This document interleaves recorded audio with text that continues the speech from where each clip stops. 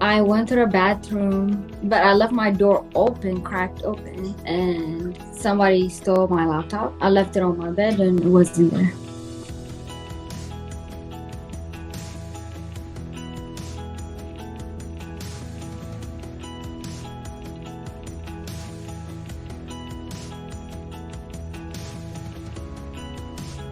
The customer service was good. They answered super fast.